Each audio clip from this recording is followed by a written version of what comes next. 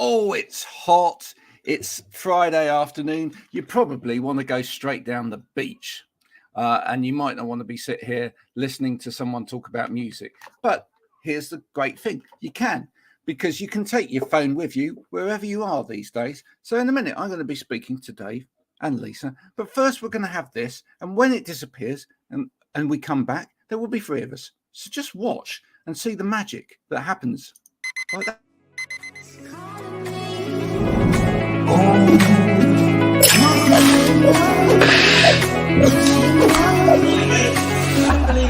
I need to get going, mate. I'll see you later.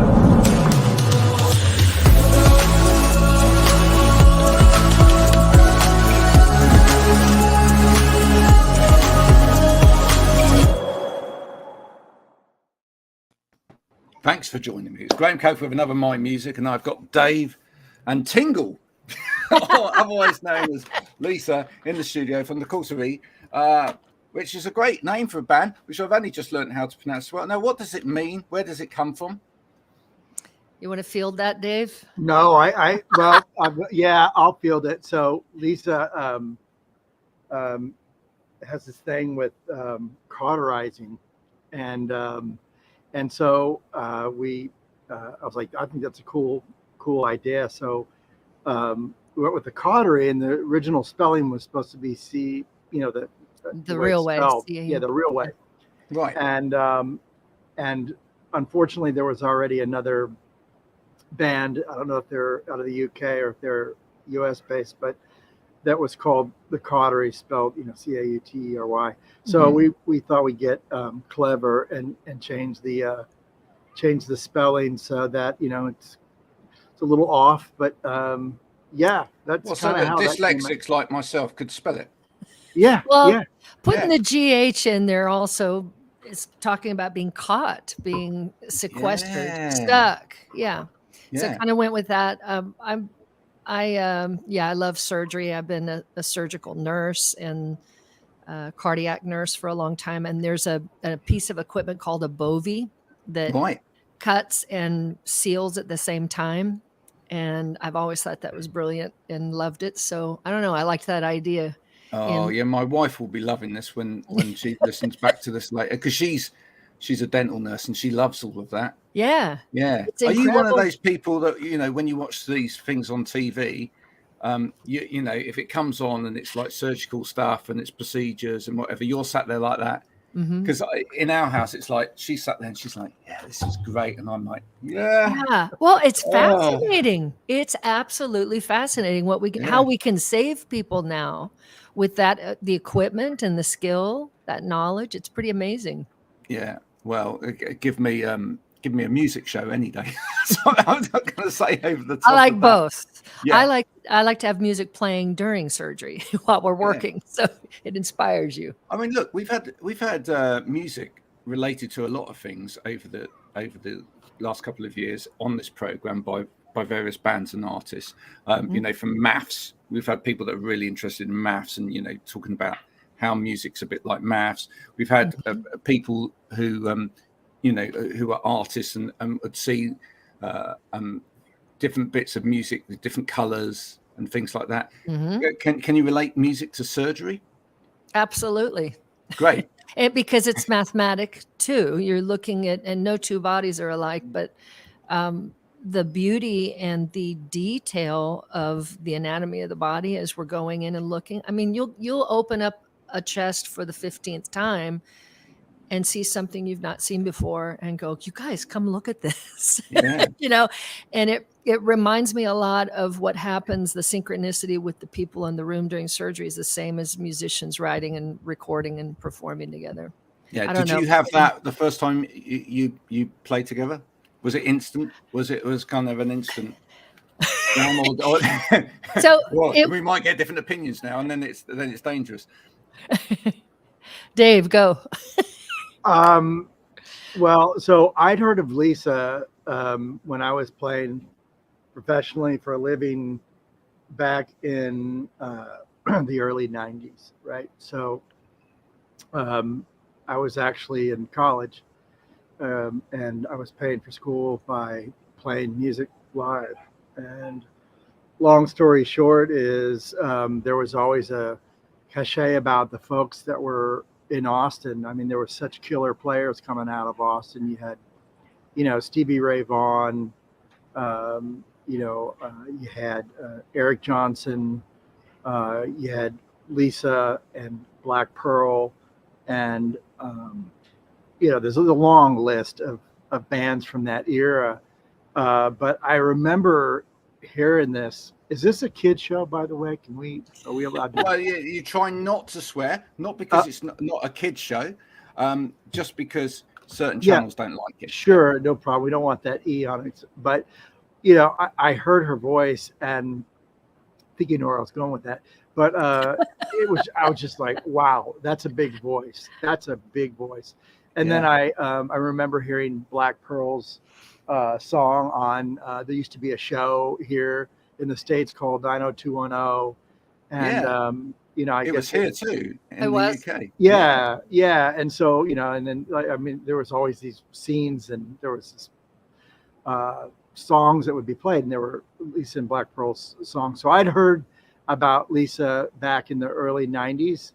And to fast forward, we have some mutual folks that we know here in town, and I had this song, and I was going, man, I need to find a killer vocalist that can bring this song to life, because my job is to, work with the vocalist in the song. It's really what matters. And I just kind of shot her an email. I think it was an email, right, Lisa? Yeah, and you attach the song. Yeah. And I have to say, I get a lot of those throughout the year, for work, session work and all that. And 90% of it is stuff that I just don't think I want to work on. You get really good at being polite.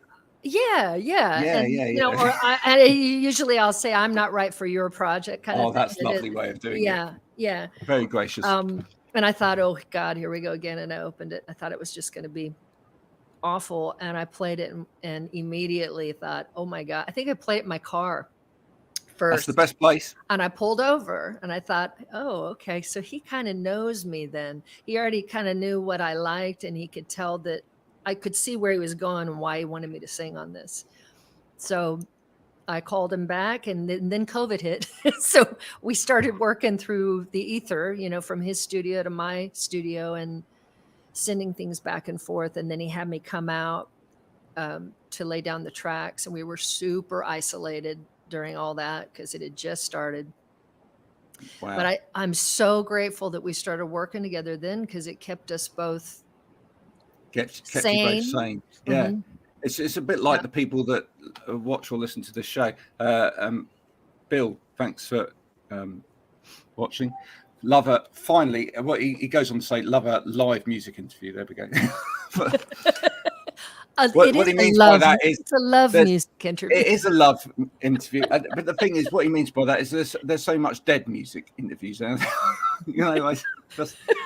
Agreed.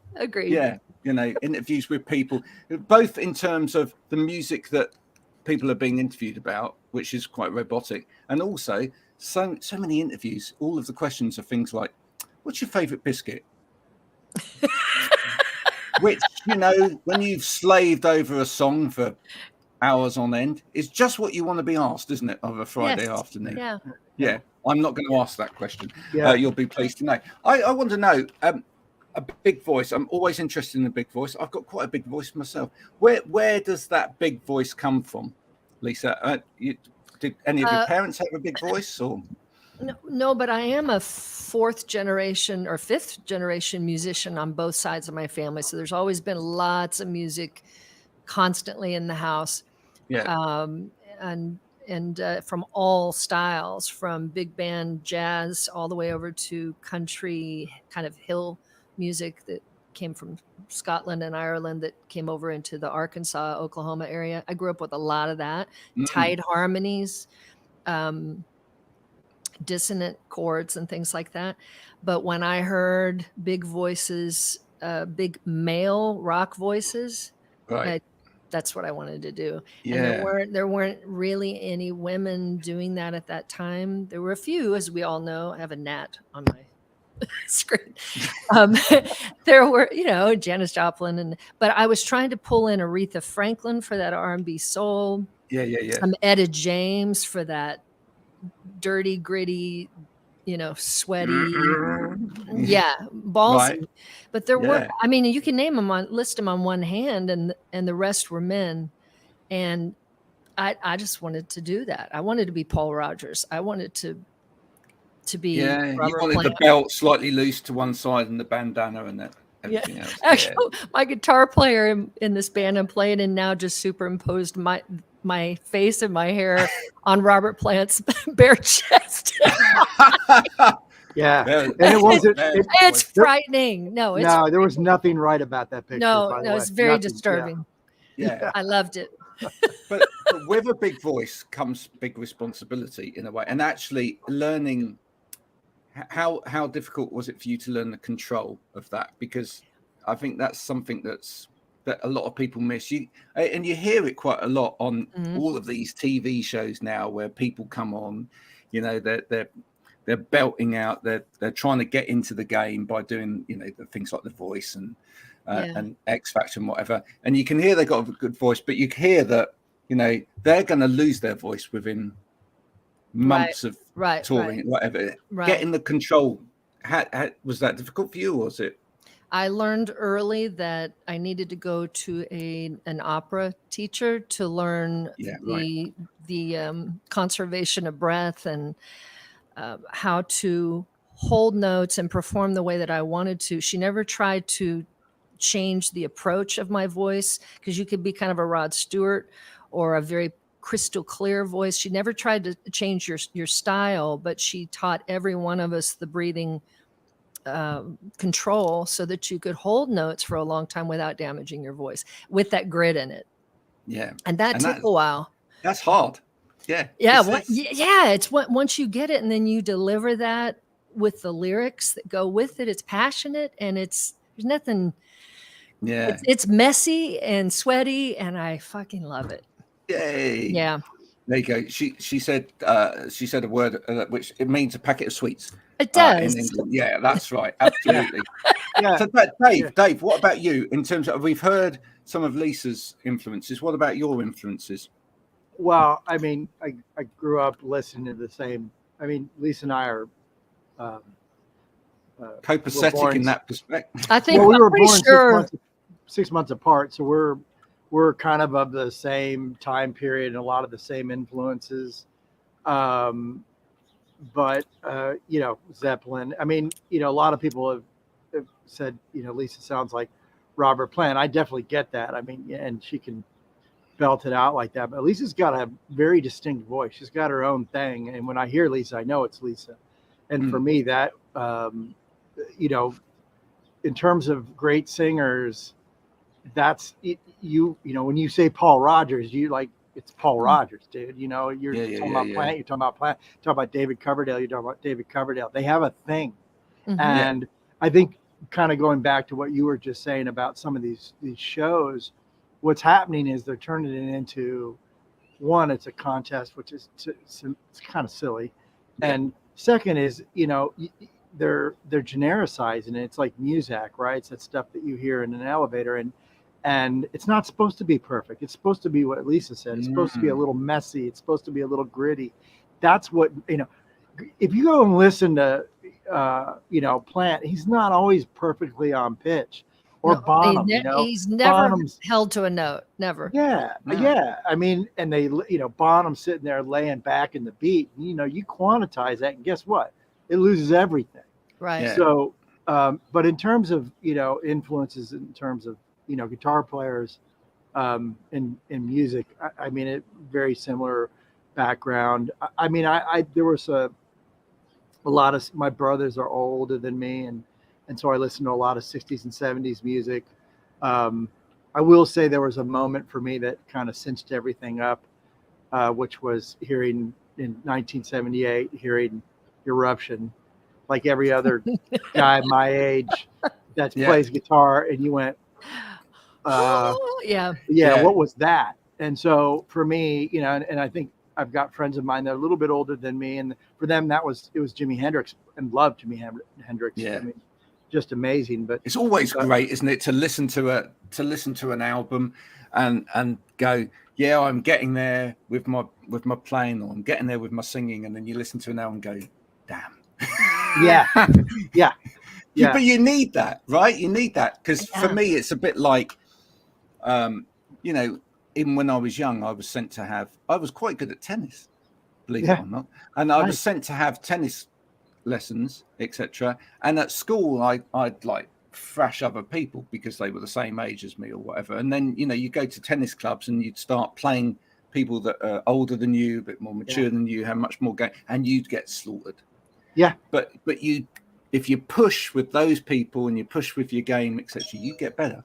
And it's the same for, this is an analogy for people that are into sport but that have never picked up a guitar or sung. It's exactly the same for musicians. Until you play with people that are better than you, until you aspire to do something that you've heard that it's better than you, you don't improve. You just stay at that level. Absolutely. You've just got to put yourself out there and go, I'm not there at the moment, but I'm going to be there. Right.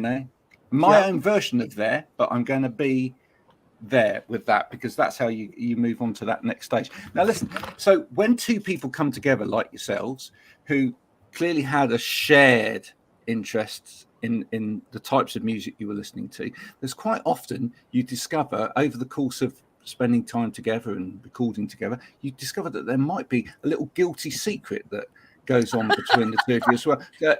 Was there a shared artist that you discovered that you both really liked that you probably wouldn't tell most people about? That's a good question. And Dave, my jaw dropped to the floor when I came over to record, because I had heard of this band. They had just come out, and I thought, no one's heard of these guys. Nobody had yet. And I thought I'd really found something that just, my jaw dropped with this guy. And it was Rival Sons. Mm-hmm. And Dave, before I said anything, he goes, you got to check out this singer, this guy from Rival. And I go, what? I mean, how? That tells me that he gets what I'm attempting to do with my vocals. But the band, we both liked the band Rival Sons, but that singer, man, what is his name? Jay Buchanan. Jay Buchanan is phenomenal. And he's got those mixes of, like what I was mentioning, passionate, dirty rock, but with style, great breath control. And then this R&B blues thing, soulful thing coming from the side. Amazing. And he got it. Dave got it. Yeah. That's so great, isn't it? Yeah. Then you know that you're on. You know that you're on not only the same wavelength musically, but there's something deeper than that. When it's someone that no one's really heard of, and it's almost like your little secret that you were like, I'm going to tell him. I'm going to tell him I love this, and he just you've got to check these out. He beat me to it. Yeah. Oh, exactly. Did you try and act cool at that moment? Were you like, no, I can never. No, you were like, I can't believe you. I'm not able to act cool when things like that happen to me. When I just go, lost my mind. And then we went down that rabbit hole of playing everything. We found all kinds of stuff he'd recorded that was just in his room, in his living room. And I was just blown away. Yeah. Now tell people, because this is what we do on this program. We don't play music per se, because there's all kinds of copyright issues involved in playing music on these sort of things, and we want to put this out all over the place so that more and more people hear about you, and then go and investigate your music, which is great, because they go, I like some of the things that they're talking about, etc. But what they won't necessarily have heard is your music. So if you could sum up your music for people, how would you sum that up? Now that's really hard, I know. It is. I'm going to let Dave field that one. I got a drink in my hand, Lisa. I think you should field that one. I got to let my dog out. this is you where got me on that. So this is where people you know, always get a little bit self-conscious about it, but it's fine. You're amongst friends, so it's a really tough thing to answer because obviously there are a lot of influences. Maybe you hear some of them. I mean, in the end, we're a rock band with a little bit of schizophrenic alt, a little. You Yeah. know, I like heavy rock, but I was a huge fan of like the Sundays. I don't know if you remember the Sundays or the Smiths. You know, fantastic band, the the Cure. Sundays. I mean, there were some great bands that. Mazzy Star. I mean, you know, like kind of trying to blend. Obviously, it's rock. Okay, sure. You know, but there's a little bit of there's a little bit of a twist to it, right? Yeah, no, I can definitely hear that, and it's things, little subtle things like maybe like some of the picked lines on the guitar sometimes are a little bit more alt rock than out and out sort of bluesy based rock. Yeah. No, You're for coming sure. in for more of that kind of it's a little bit more percussive, which is not necessarily the kind of layback which is blues rock. So we're just saying that he whilst you were away, he was saying that your music is predominantly sort of techno beat electronica, which of course you'll agree. This song is, I think. Yeah. I mean, there is that. He has more of that in his background than I do, which I like. I like to bring that in together because it kind of pulls different fans in too that like that kind of music, and I do too. But I just hadn't performed it or written and recorded much of it in the past. So that was a nice. I can't remember what the artists were that you told me that inspiration came from. Trying to remember. Yeah, I don't know. Anyway, I remember. It's Friday, right? No one can remember anything anymore at all. But it was by the nice. way, Bill, we will get to that, where you can find the music and where they can connect. Sure. We'll cover that in a big way any minute now. For sure. Thank you, Bill. Yeah. He's like, see, it's working. He's liking it already. Good. And he hasn't even heard. It's amazing, he hasn't even heard it. Yeah, well, and actually, that's something I do want to talk to you about because it's something I discuss with a lot of artists on here, which is the whole mechanism of getting music out there these days. A lot of people, it's all, there's kind of a duality going on at the moment because, album sales, physical album sales of records, etc., are going up again. Even CD sales are going up again a little bit. Cassettes are coming back with a passion. My son, who's 16, came and said to me the other day, Dad, I've just discovered a Walkman. Get this, a Walkman with the cassette. Oh, yeah. Right, that's Bluetooth.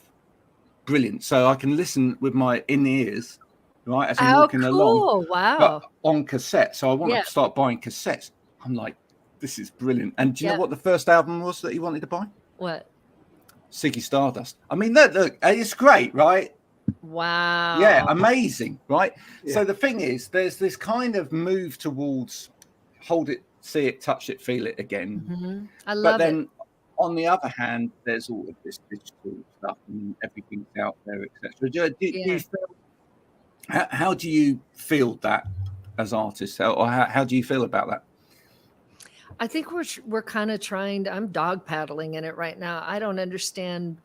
Because back when I was signed with Black Pearl, 20 to 30 years ago, it was records. It was a record deal tour. It was the typical, you tour, you spend X amount of money, you promote through radio stations, more, crack of dawn radio station interviews and on throughout your whole tour, promo like that.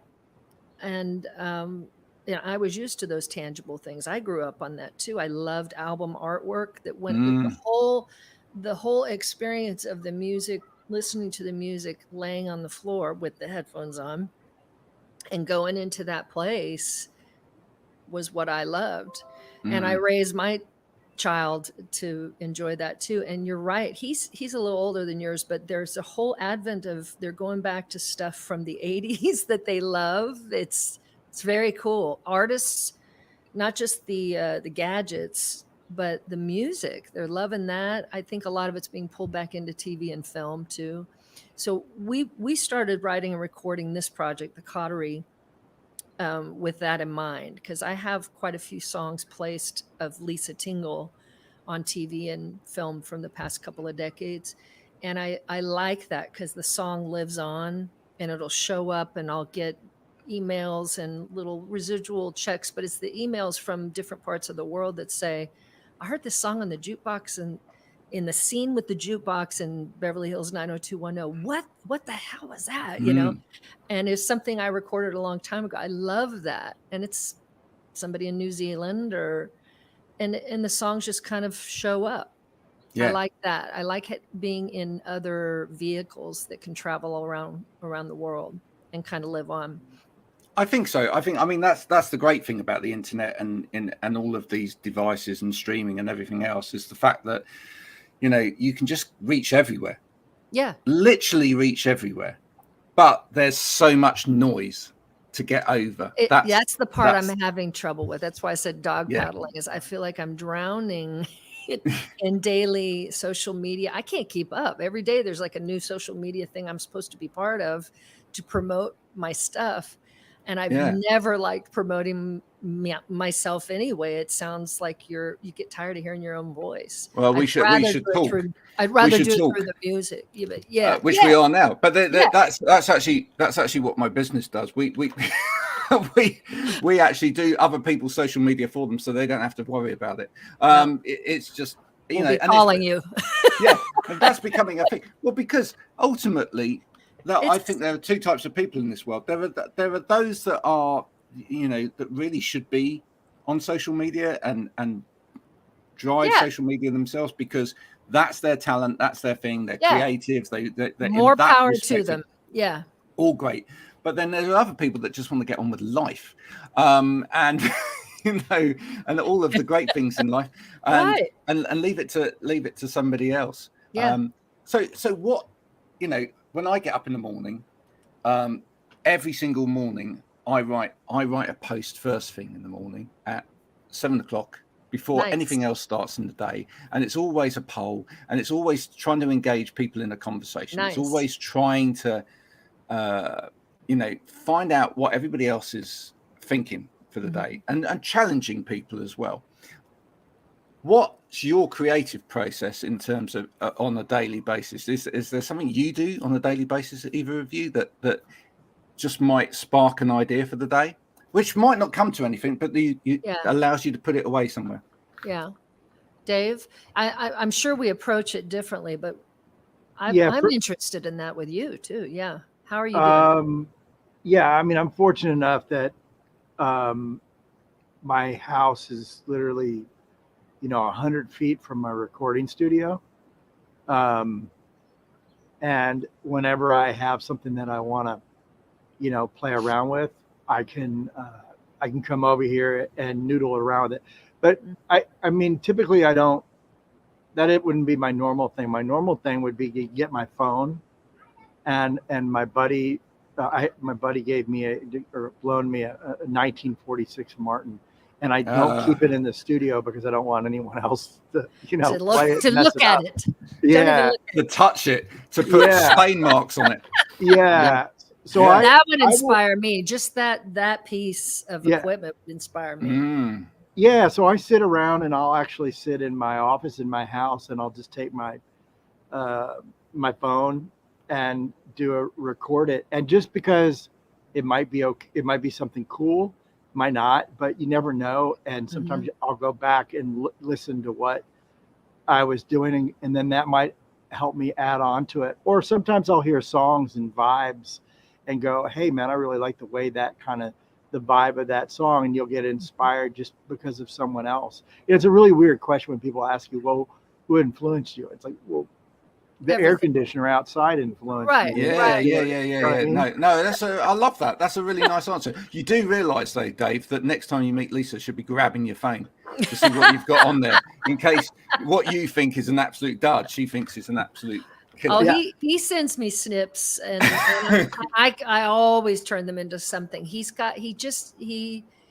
in the same vein. It's interesting. I don't know if it's because we're from the same era or not, but we immediately clicked with what what turns us on, what we like to hear. And so he sends me something that he's like, I don't know if you can do anything with this. It's a little tidbit, and I hear an entire thing for it. So So in what fact, about you, I'm waiting. Lisa? Do Yeah. you have a place in the house that's? I mean, typically singers, it's the shower, because showers have great acoustics sometimes. Yeah. But is there a place? I live out in the country, so it's pretty much the whole place. It's a little Oh, cottage, but I'm building in fact, that's who I had to go let in just now. I've got a construction guy here connecting the air conditioner for a much needed room that's going to be my rehearsal and recording room. But yeah, I just do it in the living room. The house has good natural reverb. And like him, it's just everything inspires me. I could be in the middle of the night laying in bed, and I'll have to thank God for recorders on your phone, right? You can just either speak into it, sing a melody, and go right back to sleep. But yeah, a lot of it comes at night for me. And Dave's reminded me that most of the inspiration for these songs with this project are powerful because they come from direct things going on in my life. And I usually steer around that and I watch other people's lives and then do commentary on that. And this particular group of songs, I've written about what's going on through COVID, anxiety, depression, fear, just that loss, all of that that's happened.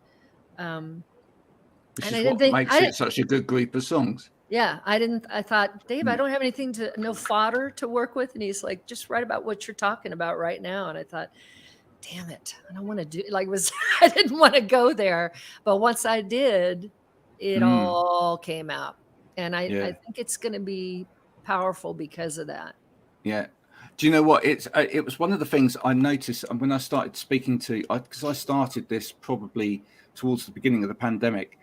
And I've done about nearly 130 of these interviews now. Wow. Right? With all sorts of people from, people like Steve Hackett from Genesis and some of the guys from Yes and whatever. And it was interesting that,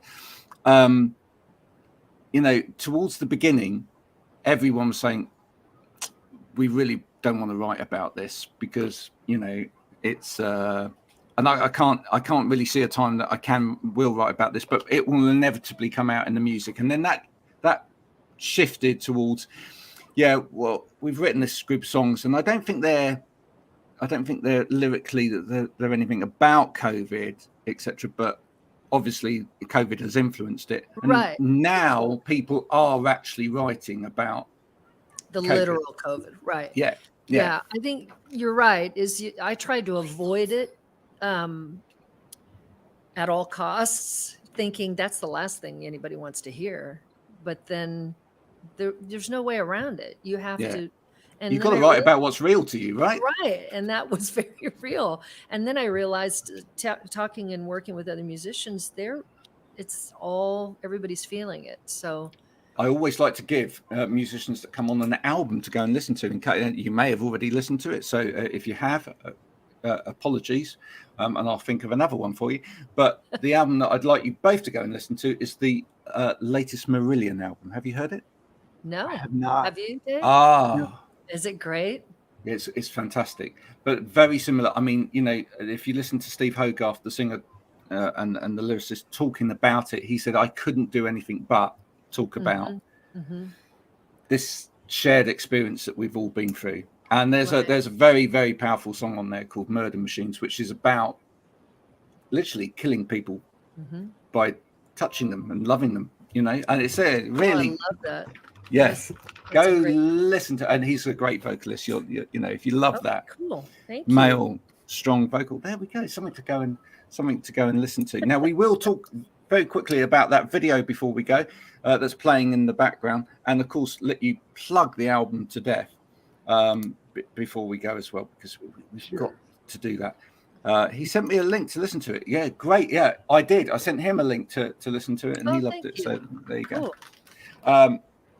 But really, what I'd really love to know, and I asked this of everybody that comes on, if you could record together, maybe with one person, alive or dead, who would that be, and why? For me, probably Freddie Mercury. Oh, Yeah.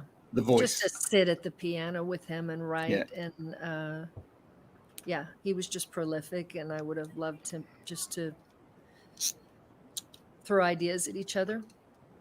Yeah. I know what Dave's is. Well, actually, yeah, I mean, yeah, I mean, E- Eddie, Mhm. Eddie was what a unique guy that everybody tried to cop and no one Yeah, understood. and He just and no one and a could. cool songwriter. And you said something early in this conversation about, you know, um, it's summer and you can take your phone with you, man. Like, and this is why I loved old Van Halen is. Mm. You listen to Beautiful Girls, you listen to Dance the Night Away. These were happy songs, man. People, a lot of the music that followed up after them, just, I was wanting to vomit because it didn't have the feel. I mean, they were about having a good time, but you really listen to the music, unlike a lot of the stuff you hear now, which is very dark, minor keys or whatever.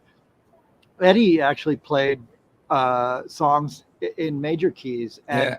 and it was fun, And so I hear what you're saying, talking about all the negative that's been going on over the last 2 years. I think for me, I'd like to have some positive messaging going on. Yeah. And No, that's great. And you know, actually, technically, playing in major keys but making it edgy is quite difficult. Yeah, it's very absolutely, difficult. Right. Right. absolutely, Absolutely. absolutely. Anyone can do a minor key, but making those songs that had all of those major keys, but making them Mm-hmm. Yeah. interestingly edgy Mm-hmm. was really, really difficult. Right. One last question before we talk about the video and do the plug, which is when you've got a singer with a voice like Lisa's, have you ever asked her to do the body form? I mean, have you? I mean, I just need to know that. Do you know what I mean Ever by asked her that? to do what? The body form. She knows what I'm talking about, right? Do you know what I'm talking about there? Right. The It's body just one of form. yeah, it's just one of those things, right? There's a very famous ad about ladies' sanitary products, which has a singing line in it about body form. Yeah? No, I've heard it. You never heard of it, No. right? Afterwards, you've got to go and Google body form the advert, Okay. right? Yeah. What is Right? it? It's a massive vocal. It's like, wow, body form for you. Now, and the point is, when you got, Oh my God, that's awesome. when you get a singer like Lisa, because it's such a great vocal performance, the people, it's either that or that middle part of Pink Floyd. The great is it what's the one where it's like Yes. yeah Well, it's I one of actually those two do things, that. right? No, I Yeah. actually do that in a tribute band. Like once a year, they'll call me in to do that part of that Yeah. song. Yeah, it's I knew that. it. I think I that knew it. singer's from Dallas, and she's amazing. Yeah, Absolutely it's amazing. so much fun to do it because it's not really any lyrics. It's just wailing. And It is. yeah. But it's wailing in tune on point. Yeah. Oh yeah, yeah. But it's a whole it's a mood. And then you get to come on stage and do it, and then you get to leave.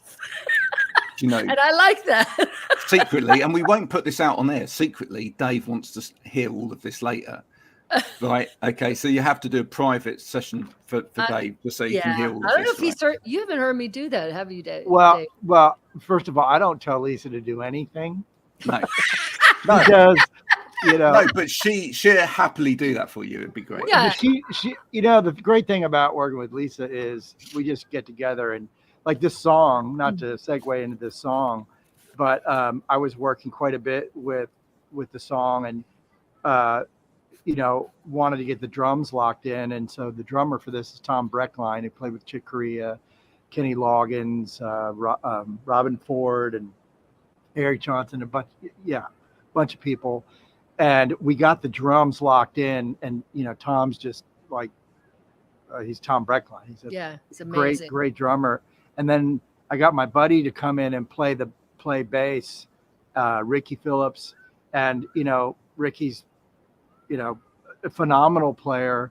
And he just locked in this groovy ass, great bass line. And so we kind of, on this song, kind of handed it to Lisa, and then, she shot me over her just singing over it like she does. And I'm like, great, come on over. Let's do it. I mean, so to answer your question, like I said, I don't have to tell Lisa anything. She didn't tell me what to do. I don't tell her what to do because we don't need to. We usually kind of fit. Yeah. He does what I'm thinking most of the time. Only once or twice has he tweaked something, but I know, but I like to shake it. I like to shake it up for people so that these little treats that can now come out when you next have a conversation. I'm gonna have to go look it up now and exactly. And you'll be there. You'll be all over it. Body form. So who did the video?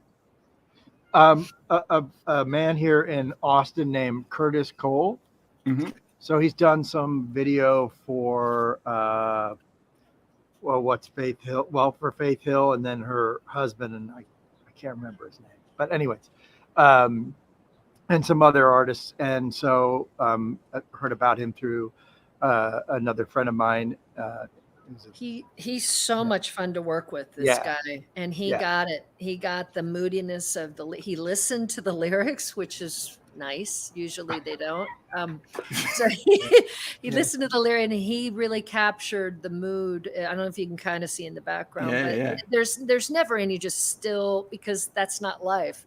It's chaotic. Yeah. There's a lot of shadow, a lot of dark, a lot of light, but it's about being on the floor again. Trying to get yourself back up out of the depression. And imagine a filmmaker that actually listened to the song. I know.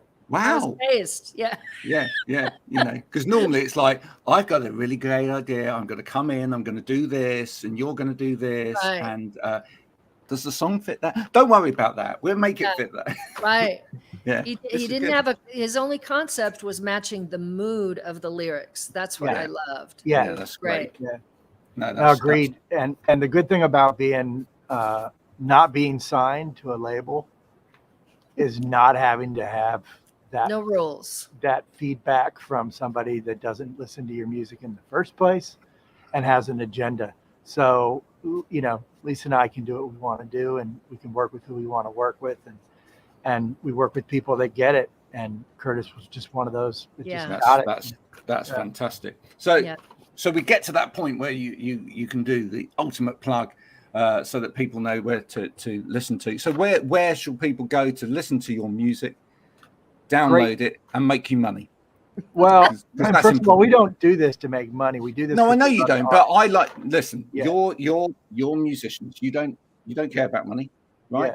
That's not a thing for you. But I just want you to get some money. Thank you. No, I get it. Very sweet. So that you can make more music. Sure. Yeah, no, for sure. Right. So we're on all the major streaming services out there, Spotify, Tidal, Amazon, Apple, you name it, it's out there. We also have this video is on, you can visit the Caughtery on facebook.com/ the Caughtery.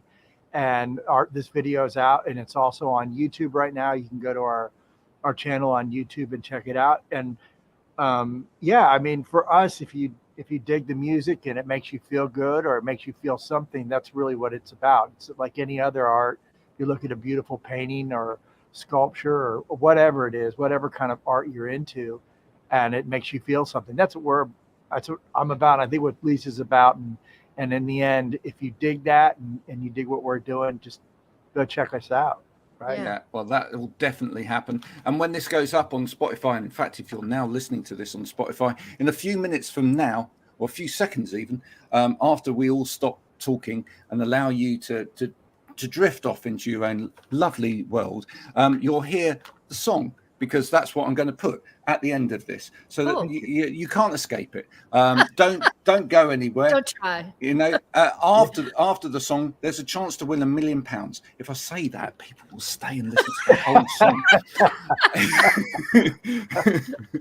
I'm staying on. Isn't it clever? Yeah. Right? Very clever. Just think about that when you're doing your social media next. If you listen to Great the end, idea. you might win £1 million. Yeah, Great idea. it's been an absolute pleasure having you both on today. Thanks for joining me. Thanks, Graham. This will circulate in the ether for probably forever until somebody goes bust, and then it disappears forever in a day. But until then, Dave, Lisa, thanks so much for joining me, and it's been a pleasure to talk to you today. Thanks, You too. Graham. Thank you Bye, so everyone. much. Bye for Cheers. now. Bye.